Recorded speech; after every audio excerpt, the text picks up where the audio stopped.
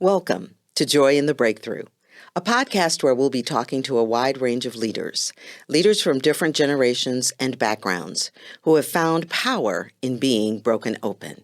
I'm Connie Lindsey. And I'm Anna Valencia. We are your hosts, and we believe that our challenges can lead to breakthroughs, and we want to share those insights with you.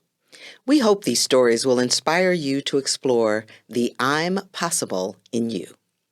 Well, thank you so much for joining us again with Joy in the Breakthrough. Today, we're going to just have Connie and Anna time. Exactly. We're going to have our little tea here, and we're just going to spill the tea.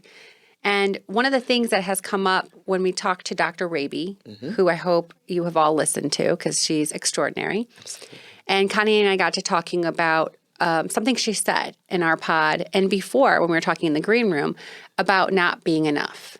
And that really struck a chord in me. And so we want to have this conversation around that today because when she said it, I looked at her and I'm thinking in my mind, here's this woman who is so accomplished, has her own huge department and practice at Northwestern. Well, she has an independent practice. Yes, and nationally known. Exactly. And she sometimes has these moments of, I'm not enough. And it brought me back to when I got into politics and started early in my career when this first started coming up. And maybe I always had it as even a child, but didn't really know how to recognize it. And it wasn't until my executive coach said something about, I want to say this sentence, I'm not enough. Does that resonate with you? And I was absolutely. And so coming up into politics, I really noticed it because I'm Mexican and my mom is Caucasian, so I'm mixed. And coming into Chicago politics for the first time, I was assigned at the mayor's office for all the Latino members. Yes. And because my Spanish wasn't all that great, and because I was mixed and didn't have the same cultural experience they had, because I grew up in a very small town, and the immigrant community that was Mexican in my town were my family members. And it was a very white town. And so my family had to assimilate early into whiteness to be accepted. And so when I came in, at first I felt like I had to choose or that I wouldn't be accepted, that I was not Latina enough or had to prove something. And I spent years allowing people to identify me and not own my own narrative. And had my coach and others not talk to me about those moments and empower me and give me the tools to, okay, that's coming up. Why is that? And how do I overcome it? I don't think I would be the leader that I am today. And so I know you've experienced kind of these moments. And I thought you even said before this pod, I was like, wait, you have them, Connie? I think most people who are self-aware, and some don't perhaps, but most of us have moments where it's not so much for me as, am I enough? It's, do I belong here?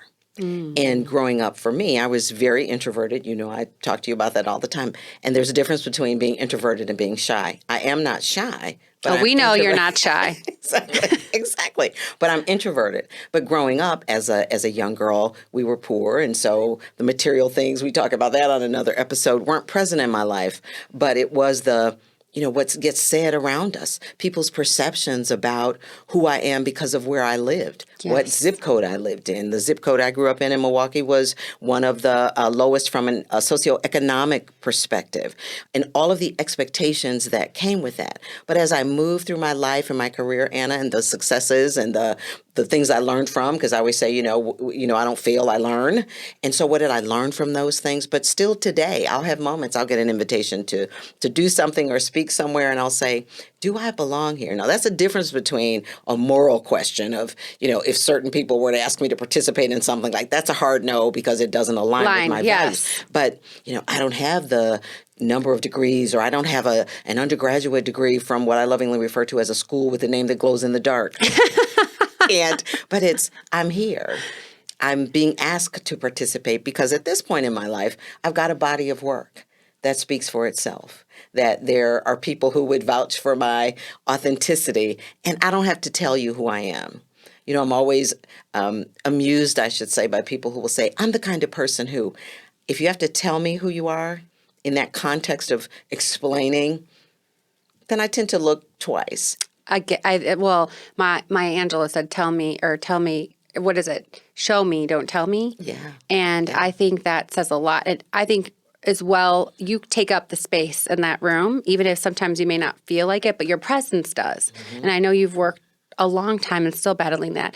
And I feel that's kind of also to my childhood as well. You know, I was first in my family to go to college. And I remember stepping into that university and being surrounded by wealth for the first time, joining a sorority and not knowing how I could even pay for that because my parents couldn't pay for any extra.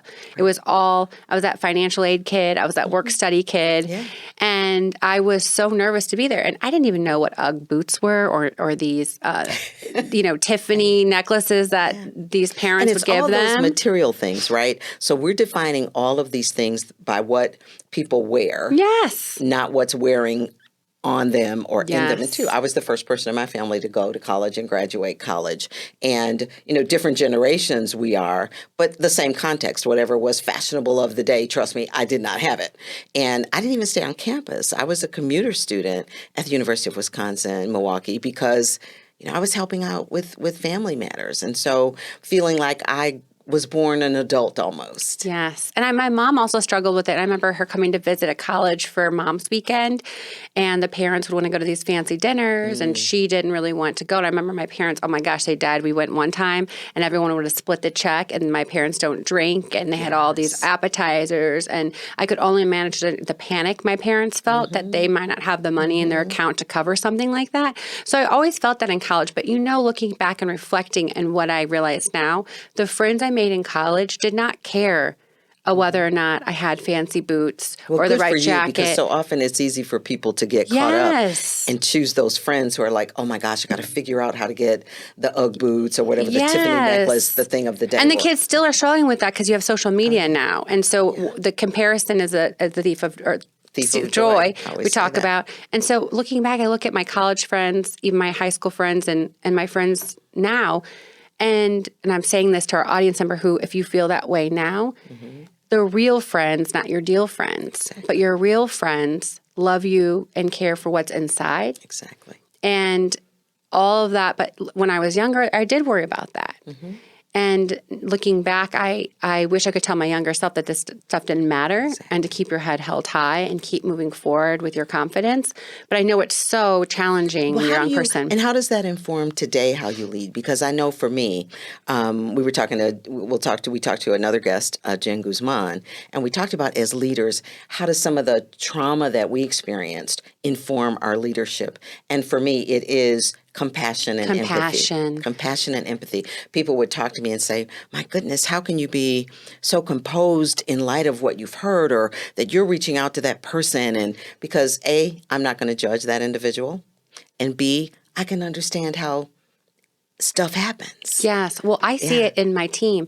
I am intentional about hiring diverse talent. And I have a lot of women of color that are my senior leadership.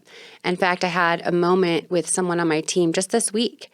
And she had told me that my chief of staff, who we lead with compassion, and sometimes it's hard when you're really exhausted to dig deep and hold space for someone. But my chief of staff asked this person, you know, what's happening? I can tell something's going on. Your work's kind of not there. When you started with us and where you are now, it's not the same person. What's happening? And she broke down in tears and broke down in tears in my office. And she said, no one has ever asked me that my whole career or even when I was younger. They would just yell at me for my failed mistakes and point out my failures, but not ask how I was doing. And how we talk to people and children especially in terms of you are that mistake. Yes. You are that error. And children grow up. And it breaks my heart when I hear young kids say, well, I was a mistake. Yes. You are not a mistake. And that failure does not define you. Actually, failure is a way to growth. And it only helps you become better as a human and in your work product. As long as you learn from it. As long as you learn from it, yes. And you forgive yourself first because someone might always be willing to remind you of the thing you did wrong. Yes. In fact, I can almost say someone will certainly be out there who, if it's a big enough mistake, wanting to remind you of that. But you are not the worst thing you've ever done. Yes, and you're not your past and or your past mistakes. Exactly. We must learn from those, and that's why it's important to have leaders who are willing to say, you know, I've observed that this has changed a little bit. How are you doing?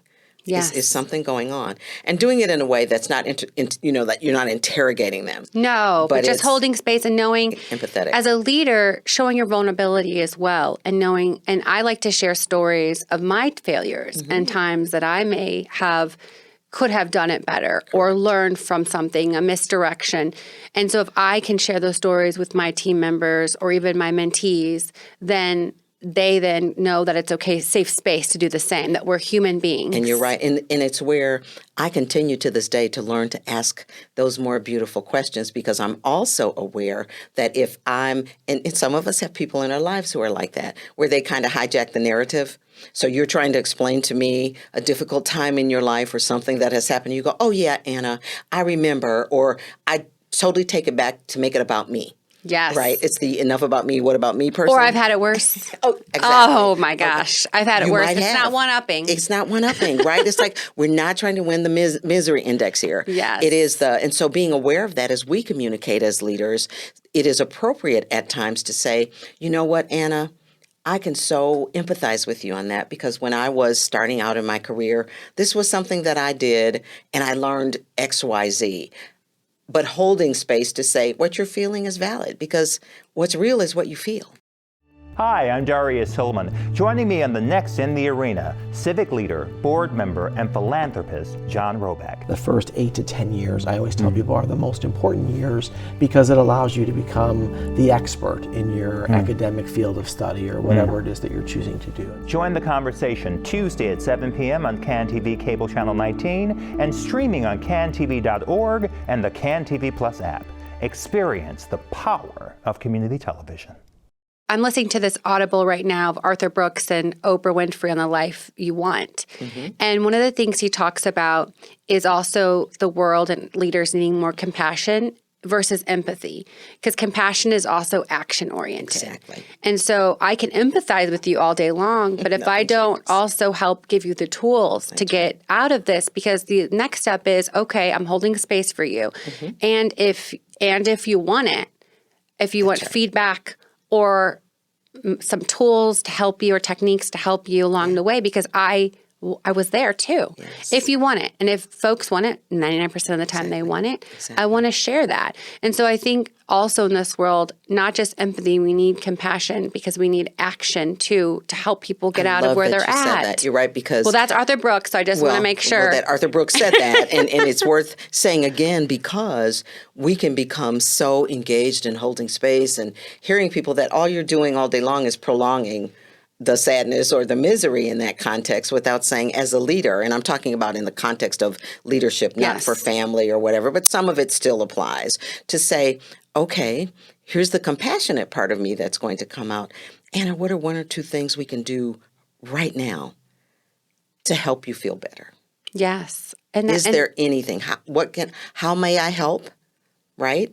And you get to tell me. I'm not trying to prescribe anything. Yes, because, nothing's worse when you're venting, like, oh, my husband wants to jump in and problem solve. And I'm like, okay, it's a man thing. I'm not at the problem solving right now. I just need to vent. And sometimes people just need space for someone, safe, psychological safety, to just vent and unload what's happening. And I they don't want that feedback. myself, because I am a natural problem solver. Same. Right? So you bring me an issue, unless I'm having a bad day, and I'll say, you got issues, I got tissues, but that's usually not how I roll in the world. But it is true. And for us, because we're not in the situation, it's easy to have that clarity. But it's what you and I would do. It's not what that individual who's going through it would do. And I'm also wanting to be very sensitive to how they might respond to what we say. Yes. Because in a moment, if I'm feeling like I'm not enough, and you come along successful and say, well, Connie, if I were you, I would do X, Y, Z. You've just told me that I'm not enough and I can't make a decision. You have validated I'm not enough. Exactly. So what kind of tools helped you along the way develop this? Well, I'm going to go back to the questions and how, the first one is, why am I feeling like I'm not enough or that I don't belong? Why is that popping up for you? Right. Yes. Why is that popping up? And the amygdala hijack is, as a little girl, I didn't fit in. I didn't fit in because in the circumstances in which I grew up in, many times, I was the smartest kid in the classroom. I would raise my hand and have an answer. Or I was reading on a grade level that was 2 grade levels above me, so I did not fit in. And so I had wonderful teachers who would say, well, you can go to the library, which, just fed my introverted spirit. let me just go and be with my friends who are in the books that I love to read and develop a vocabulary that allowed me to articulate pictures and tell stories, because that way I knew that was my power. That was my strength. That was my gift, to be able to use the words that I could. So when I find myself today in those situations, it's, why am I feeling that way? Are there people in the room that remind me of what might have happened? Or is it the world telling you that we often do, and social media and places, and So much comparison theory much of so. others? What do they have that I don't have? What am I not doing enough of to be at that level? It's so true. Because it's in your phone every day. And you and I talk about this. This is an intergenerational podcast. And at this season of my life, in a season of rewiring, it is so easy to come to this point. And people, I don't know, it didn't dawn on me, because that's why I don't use the word retirement. Others can. It's fine for you if you do. But mine is rewirement. And it is this notion that somehow you disappear, or all you want to do is nothing. Now, I love just being. That it's amazing. But I know that I have so much more to offer the world. Yes. Right? Well, I'll share this with you, and I'm going to get real here, because this was a thing that happened this week. So I'm going to go there to this vulnerability place. Monday they released a 40 under 40 for cranes. Yes. And I had applied. And time's a ticking. I'll be 39 in January. We'll work on it. And so that is, Monday I didn't get it, I find out. And then I was kind of crushed of thinking, I didn't have enough of something. What was I missing? Why wasn't I on here? Does anyone see my work? And then I had to pause, because the old Anna would have spiraled for a while, and I would call all my friends and my people and tell them, like, I cannot believe they don't have me on here. And then they have so-and-so. That was last year's Anna. Yes. This year, after a lot of work and knowing my purpose and why and digging in, I had to sit with that uncomfortableness and then ask, why am I feeling this way? Yes. And then I self-reflected on all the things in my life that bring me joy and the beauty that surrounds me, and God's calling in my life, and let it go. That it's okay, that this little ego thing, and that's that I am enough. Exactly. And that I am doing enough. And that's a tool right there, because one of the other things is I step back and say, look at what I have accomplished. Self-reflection, yes. The self-reflection. And this isn't some ego trip. No. This is the place from which I came. And, my oldest sister, Gwen, used to always say, it's not what you've come up to, it's what you came up from. Now, that isn't perfect grammar, because it's ending a sentence with a preposition. But you get Connie the to point. call that out. Exactly. Make sure I have to, because she's educated. I'm a grammarian by trade, by nature. But the whole notion of having come through all of that, and you are here, take a moment. And celebrate it. And celebrate the wins. I tell my team that too. And so instead of letting something define you or what your success is, define your own success. And now my success is completely defined. It's not tied to my work. And it may change again 10 years from now as you mature. You'll look at Rihanna grow up. Yes. And my worth is tied to who I am and just being. And that's been a hard thing to separate. For sure. For me. But you're right. It's the whole notion of how I define success. Yes. And the coming up from to the coming to. Wow.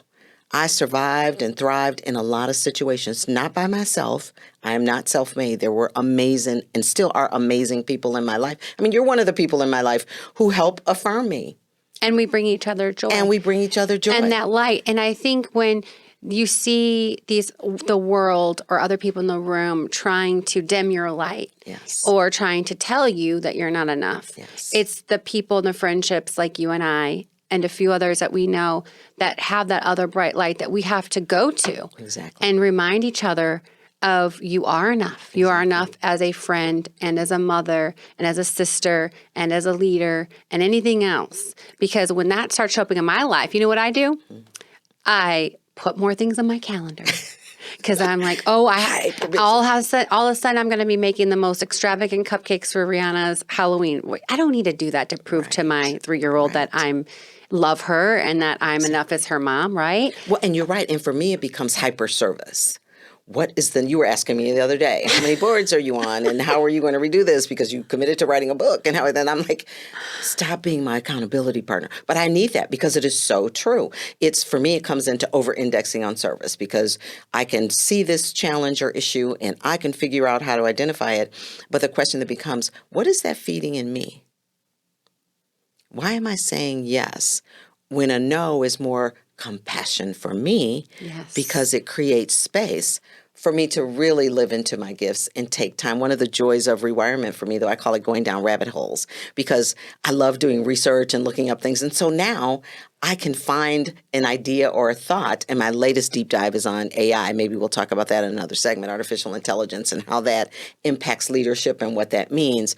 But being able to allow myself to do that because there isn't another meeting on my calendar or something else. So this taking the time to really go deep on an issue or an idea or a thought, just for the joy of it. And just for the creativity of it. Yeah. We often don't leave time on our calendars for that. You know, we want to run to the next thing. And I want to go back to celebrating wins because we had a big win on my team this week, just yesterday. And I told my whole team, I pulled them all in there and I said, before you go to the next task, because that's how you all are, task oriented, before you go to the next task and the next thing that you have to do, can you please take a moment to exhale? Yes. And celebrate this win that we spent months preparing for instead of running into the next thing. And I have to tell myself. And to say thank you to the team. Well, I said thank you because it was our win. And sometimes as a leader, you get the accolades, but my team really got the accolades that day. And I loved seeing it.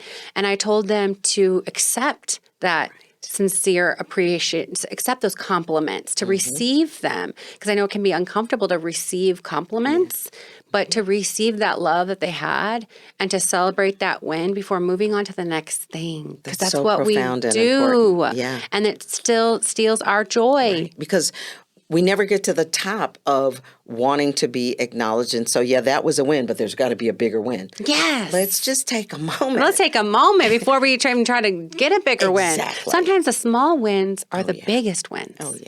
Sometimes the small wins are the biggest wins. And for us personally, that there are wins or achievements that other people never see. And that's okay. And becoming comfortable with that.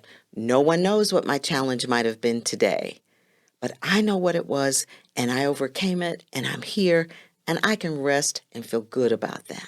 Yes. And it's, the question I often ask, and I don't know that I still have a real good answer, is our own identities. How much of our identity is what the world says we are versus who we know ourselves to actually be? And when do we take time to put that down on paper? Exactly. Because I did do my little weekend in the woods, like 24 hours, but I took it. No kid, no husband, no TV, anytime. And I sat down and put my purpose board, vision board together for the following year. Because what I find about it is when my life gets chaotic or my why gets shifty or too many people in the world are trying to tell me my identity and what success should look like and who I should be friends with or not, or all these things, I get to that vision board now to remind myself of my priorities, my calling, my passions. Yeah. And then I have to ask, okay, am I putting that on my calendar, and does it align with what I'm trying to achieve for myself and individually? And I don't need to share that with the world, but it's my grounding. Exactly. So we need to take some time to say, who am I? Who has, for me, what has God called me to do? And so when that feeling of I'm not enough comes up or I don't belong here, you have some grounding to go to remind you. Exactly. And the reaffirming, you talked earlier about deal friends and real friends. That was also Albert, so I got to give him credit. But I like it. Read this Audible or listen to the Audible if you have time. It's really been great. And having people in our lives, not just those who will say great things about us, but people that we trust, where we can be vulnerable and talk about the things that concern us or areas of development. And I would submit that there aren't a ton of those people. I know I don't have a ton because I don't think it works well. I think having that smaller group of friends or girlfriends for me who've known me a long time, and certainly I have three sisters, so I'm blessed to have folks who knew me when, but also outside of my own biological family, girlfriends who've just supported me through so many things and with whom I can be comfortable sharing ideas and things in my life, and they're authentic. And they're willing to tell me, to say, you're over-indexing on that. Yes. Or you're showing up this way because you're stressed. Or maybe think differently about how you're approaching that. It doesn't always feel good. But I know that these individuals love me. They're not in competition. They're not in competition. And they're not being judgmental. Not at all. And they don't want anything from you. Exactly. That's the thing. I think we have to go deeper in our relationships for these real friends so that it's not transactional. No. It makes you feel good. It lifts you up. Bella Gandhi says our elevator people. Exactly. And it's okay to have deal friends because you need that. You need that for business and work and Those leadership. are relationships, They're right? relationships. So we need relationships to be successful in our careers and in our work and to navigate different things. Yes. You want a good relationship with Rayanna's teachers. Yes. Right? But they're not coming over for dinner. Yeah, exactly. Yes. I know we could have this conversation all day. You know, one of the things as we end, I wanted to ask you because you asked in one of our interviews, what is the best advice that your mom gave you? My You mother was, she was- you asked us in an interview and it stuck with me through and I was like, oh, I would love to hear that. My mother I would have was- loved to meet your mom. She Met was your mom amazing. too. She was so practical, unassuming person. And the way that her love language was doing things and taking care of her family. And people call it resilient. I don't like that word because her life was difficult. There was never enough of anything but challenges and trouble. And I often would say, I really just want to see her smile. And thank God I was able to see her do that, take her on trips and do those kinds of things. I think the best advice she ever gave was people are not really thinking about you, so you be who you are and the best person you can be. And don't worry about what other people say about you. I love that. Yeah. I was thinking about best advice from my mom. I'm going to go with my dad, actually. My mom, she gives me too much good advice, so I can't remember all of it. Yeah. She always also tells me not to care what other people's opinions are of you because I am a people pleaser at heart and I always hate to disappoint folks, which I think is why I also overextend myself at times because I don't want to let them down. Yes. So I have to be careful of that. But my dad always told me that the only thing in this world that no one can take from you is your integrity unless you give it to them. And that has stuck with me throughout my career and my leadership. So I ask myself when I'm making decisions, is this true? Is this being honest? Am I being transparent? I'm not cutting corners. I'm taking the long process. And sometimes the fruit of your labor comes way later. Exactly. I mean, yesterday I had a win, but I would say it's taken me 10 years to build those relationships to get that win. You did the work, though. I did the work, and Jesus knows it because... But you said relationships, right? Yes, and you went through some stuff to get there. Oh, yes. Yeah. So I would say that one from my dad always stuck with me. For my sweet mom, there's so many things she said that, in the book, there's a lot about quotes that she had that stuck with me because she almost spoke in parables at times because she wouldn't sit down and lecture you on things. And a lot of her life, because of the challenges, were about the things you should not do because the goal was for you not to be in trouble, for you not to be noticed for doing something that was out of order or that would make you be perceived as yep, this is what people who live in that area. It was always to be correct and so on. So I learned to suppress a lot about who I was because I never wanted to bring embarrassment or shame to my mom or to my family. And so I was the obedient kid. Yes. And so you wouldn't catch me breaking a rule. And, I'm still not a rule breaker. I mean, I'm a person who will definitely challenge that which isn't right. But a lot of in this world needs to be challenged. Yeah, and that's a whole other pod episode, too. It totally is. It has been... I love when we get our chats. Just to talk. Yeah. I know, just to talk. What do you want to leave us with Say Less today? So today we did talk about self-worth and knowing who you are. And the message is you are worthy. You matter. And it is important every day to think about what makes you special and unique and to really consider your why and to find those individuals that really believe in you and know you well and will show you love and compassion. You are enough. Yes, more than enough. This has been an amazing episode. I've learned so much from you. And again, you filled my cup. So again, audience, thank you for joining Joy in the Breakthrough on this episode. And we will be with you soon. Thank you for joining us. Bye.